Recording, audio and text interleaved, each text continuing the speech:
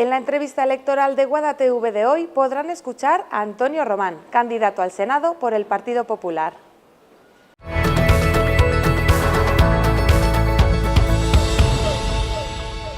Por una parte, votar al Partido Popular es el valor seguro para garantizar la unidad de España, es el valor seguro para garantizar la prosperidad, la creación de empleo, la creación de riqueza en España. La otra opción, que es votar Partido Socialista, es votar a una opción en la cual se unen con independentistas, se unen con filoetarras y se unen con todos aquellos que han destruido no solo la unidad de España, sino y sobre todo el crecimiento económico y la creación de empleo en España. ¿Y por qué votar a Antonio Román? Porque Antonio Román, en los años que lleva dedicados a la política, 12 años como alcalde de Guadalajara, pues ha demostrado, e intentado demostrar la defensa de los intereses de España y de Guadalajara, pero por encima del territorio la defensa de las personas de Guadalajara, cuando ha habido que defender temas relacionados con la sanidad, o cuando ha habido que defender temas relacionados con el agua, o cuando ha habido que defender temas relacionados con infraestructuras, todo en beneficio de nuestra tierra.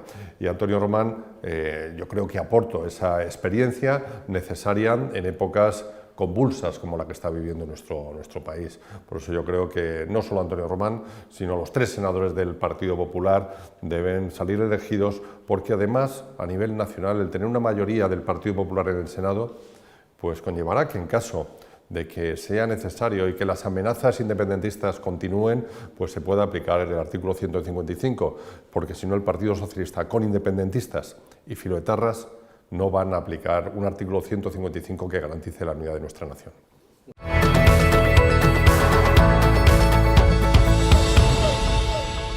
En Guadalajara hay muchos temas que no son diferentes a los de otras provincias, pero creo que la conectividad con Madrid es algo que nos preocupa. La mejora del tren de cercanías, la mejora de la A2, la mejora de todas estas infraestructuras que conectan a Guadalajara con Madrid es importante. Y hay otro aspecto que, como senador de la provincia, me preocupa, y es esa Laponia del sur, esa despoblación que vive Guadalajara, sus tierras de Molina, sus tierras de Sigüenza, y en las cuales hace falta invertir de manera inversamente proporcional a la población para tratar de revertir la despoblación y, sobre todo, porque hablo de personas, evitar que haya ciudadanos de primera y ciudadanos de segunda. Son temas, reto demográfico, despoblación e infraestructuras de conexión con Madrid, son temas en los cuales me gustaría trabajar.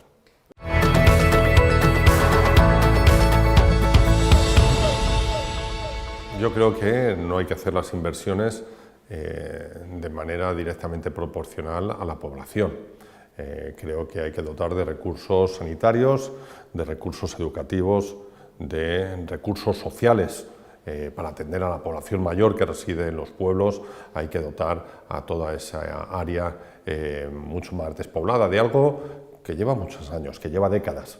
Guadalajara tiene una población un poquito más de 85.000 habitantes, de derecho, pero en esta época del año tenemos muchos más que están empadronados en los pueblos y viven en la capital.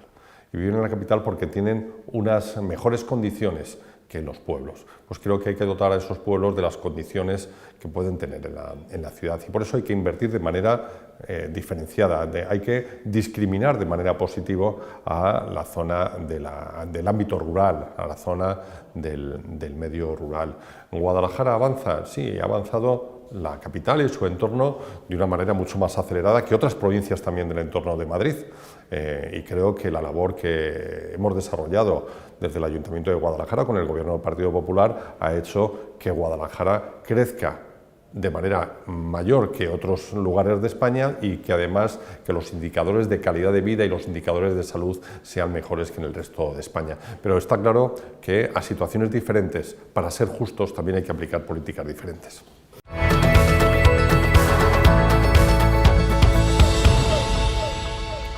No son medidas a corto plazo. A corto plazo tenemos que pensar en que también hay que incentivar la natalidad en España, porque la despoblación es una pata única de ese problema demográfico. Cada vez vivimos más, hay una mayor longevidad, eso conlleva que haya un envejecimiento de la población. Al invertir la pirámide poblacional, pues también hay problemas de sostenibilidad del mismo sistema social que hay en España, y creemos que hay que aumentar la natalidad, fomentar y apoyar la maternidad. Tenemos que equilibrar esa pirámide poblacional aumentando la base, y por otra parte, sin duda, hay que apoyar a las personas dependientes y apoyarlas en su hábitat natural. Hábitat es un término quizás más medioambiental o animal, pero en su lugar de origen, de residencia, y ahí tenemos que dotar de los medios necesarios para que la gente pueda habitar. Si hay población mayor a la que atender, se crearán puestos de trabajo para atender a esta población, y esas personas que los atienden, generalmente jóvenes, podrán tener hijos que podrán ir al colegio o a la escuela en esos centros de los pueblos, y para atender a todas esas personas tendrán que haber centros de salud, y para mantener la seguridad tendrá que haber Guardia Civil. Al final, a largo plazo, tenderemos a crecer. También fomentando pues teletrabajo, también fomentando el asentamiento de empresas, y que haya pues ciertos incentivos de carácter económico o fiscal para la vida en el medio rural.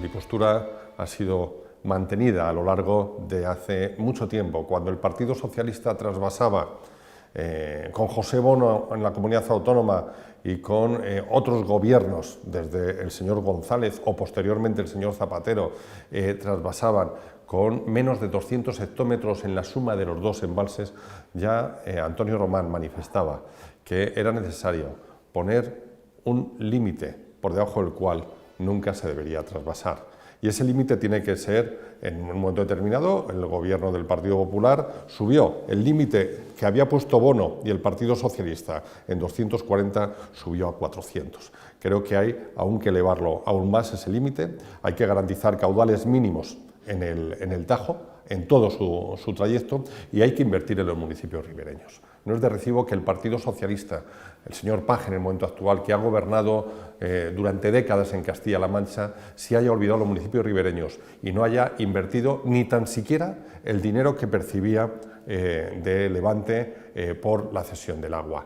Creo que si generáramos necesidad de consumo de agua a través de actividades industriales, empresariales, lúdicas, deportivas, en el entorno de los municipios ribereños, estaríamos creando vida y estaríamos generando consumo de agua. Y si hay excedentes, para eso está un plan hidrológico nacional, para compartir, para ser solidarios con el agua, pero a través de un acuerdo, un gran acuerdo nacional, garantizando en primer lugar las necesidades de la cuenca excedente, pero, como digo, fijando qué son los excedentes y cuál es el nivel mínimo transvasable. Para eso se necesita un gran acuerdo de país, un gran acuerdo nacional.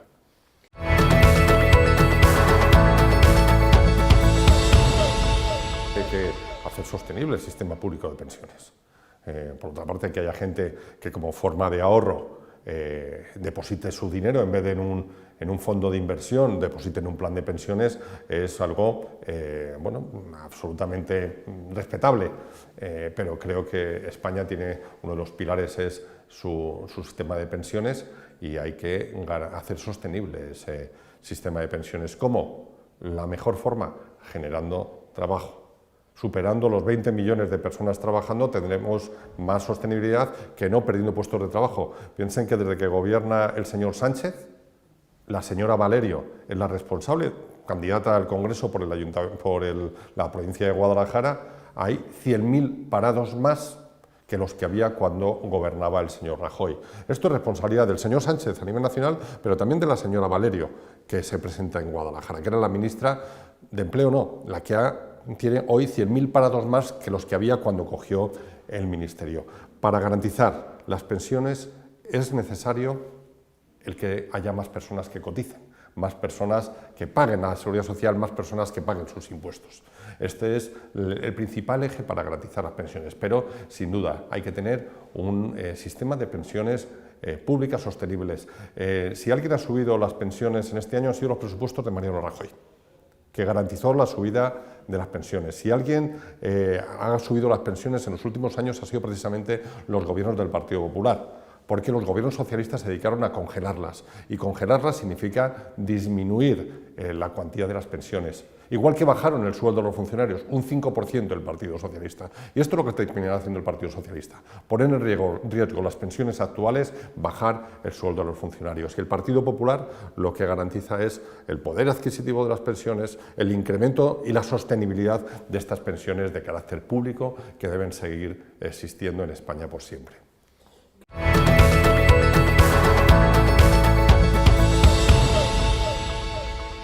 Bueno, aquel que cobre 900 euros, sin duda sí, aquellos que han sido despedidos de sus empresas porque el empresario no podía subir el salario mínimo,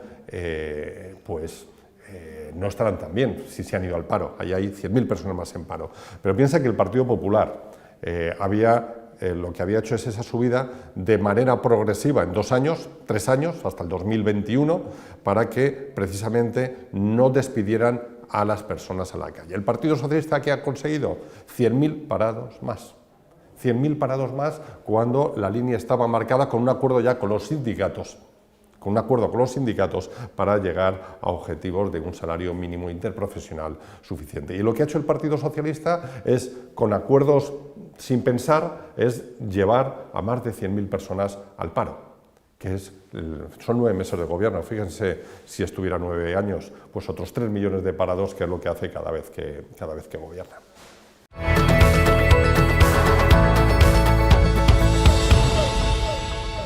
Yo creo que nadie puede dudar de que la violencia hay que erradicarla. Hay algunos que pueden dudar si la violencia es únicamente una violencia por lo que se denomina género, o hay otro tipo de violencia hacia los mayores, hacia los hombres, o si puede haber algún caso excepcional o no de denuncias falsas. Pero yo, en mi concepto, es que hay que poner todos los medios que tengamos a nuestro alcance para erradicar la violencia. Y si es una violencia en la cual está el machismo, una supuesta para algunos superioridad física del hombre sobre la mujer, algo que me parece de la prehistoria, hay que erradicarlo. Y hay que erradicarlo con una educación en la cual se eduque en respeto y en tolerancia, con una educación que los valores de la paz y de la libertad estén por encima de todo. Hay que educar también y enseñar a que hay que denunciar en cuanto haya cualquier síntoma, cualquier signo de que pueda aparecer violencia. Y también hay que poner todos los recursos de las administraciones locales o nacionales en favor de las víctimas y tratando de prevenir la violencia de género. Que haya algunas personas que indiquen que también hay violencia contra los hombres o violencia contra los mayores, pues lo pueden decir, pero si hay violencia, yo seré de los que luchen por la paz.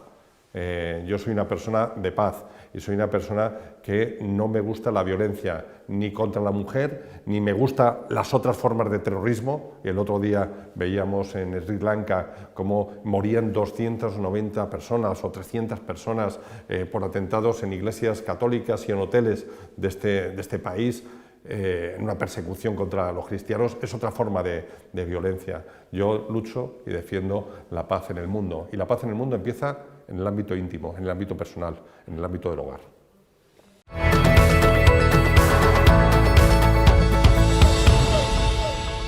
Los datos estadísticos hablan de que Guadalajara tiene unos índices de seguridad muy aceptables. Cierto es que cuando hay picos de delincuencia contra el patrimonio de las personas, o cuando nos encontramos, como los casos que hemos visto en Azuqueca o en Villanueva de la Torre, de asesinato de una mujer, o la violación por un grupo de una menor hace un año en Azuqueca, pues son datos que realmente te alarman. Pero si contemplas los datos estadísticos anuales, pues son unos índices mejorables pero aceptables. Yo soy partidario de que haya suficientes fuerzas y cuerpos de seguridad del Estado para garantizar no solo la seguridad, sino la percepción de seguridad. Y aquí yo indico lo que transmitía el comisario de Policía Nacional. En Guadalajara hace falta más policías nacionales. En Guadalajara hace falta que tengamos, a pesar de que hay buenos índices de seguridad para garantizar todo el trabajo de la Policía Nacional, hacen falta más policías nacionales. Y yo así lo reivindicaré como senador del Reino de España, que en Guadalajara, en la capital, hace falta más Policía Nacional y en la provincia hace falta más Guardia Civil. ¿Para qué? Para mejorar estadísticamente, no solo, sino también para mejorar la percepción, que es algo muy importante, ese sentimiento que tiene que tener el vecino, la persona, el ser humano, de estar seguro, de no tener miedo a salir a la calle y que una persona pueda ser violada o puedan robarte en tu casa cuando tú no estás. Ese es el sentimiento que hay que mejorar. Yo reivindicaré un número de fuerzas y cuerpos de seguridad del Estado suficiente para cumplir con los ratios estadísticos, pero también, sobre todo, para mejorar la percepción de seguridad.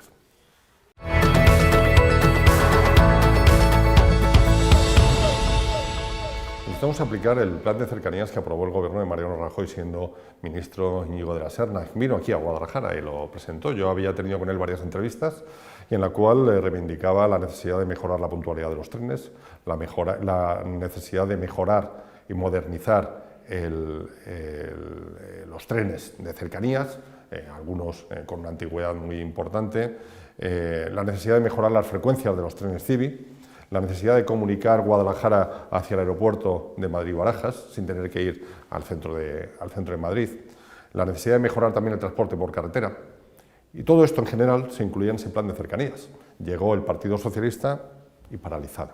Estamos hablando de miles de millones de euros que se iban a invertir entre el 2018 y el año 2023.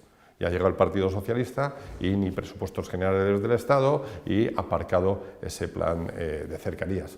Ahora bien, lo que ya se han callado son los de Podemos y del Partido Socialista de protestar, porque te das cuenta cómo tratan de manipular a la población diciendo cuando gobierno yo no se protesta, cuando gobiernan otros hay que protestar y recogemos firmas. No, las cercanías siguen funcionando igual de bien o de mal que antes y es un servicio que hay que mejorar, la limpieza, la accesibilidad, la puntualidad, la modernidad de los trenes. Es algo en lo que hay que invertir.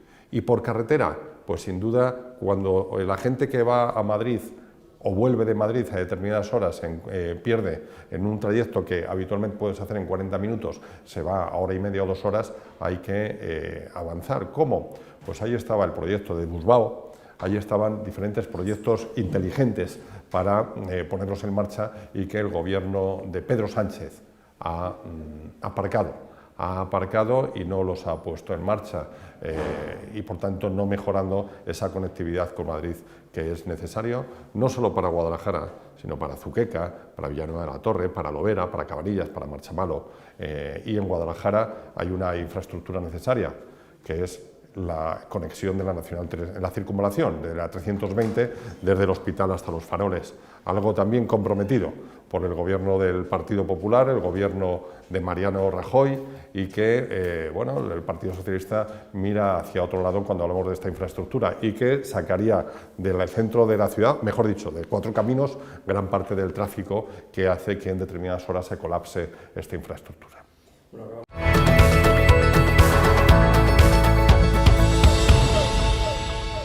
Es algo que es innegable y no solo esta persona sueca, ya se ha extendido.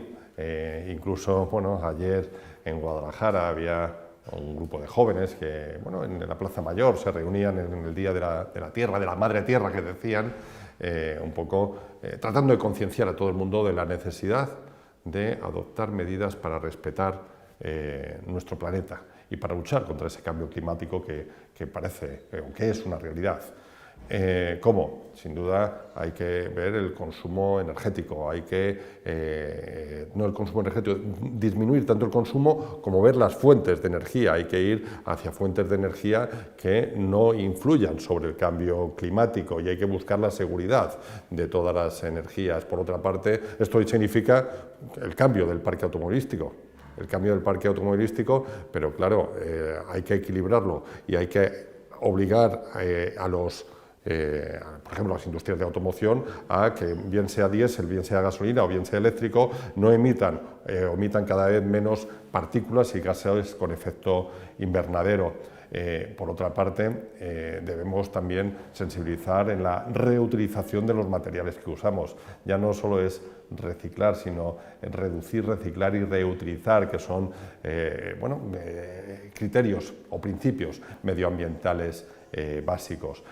Hay que fomentar energías renovables, pero lo que no podemos tampoco es decir no, impuesto al diésel y que se pierda toda la industria de automoción. Lo que hay que decir no, diésel que no sea contaminante, diésel que disminuyan el consumo la emisión de partículas o de gases con efecto invernadero.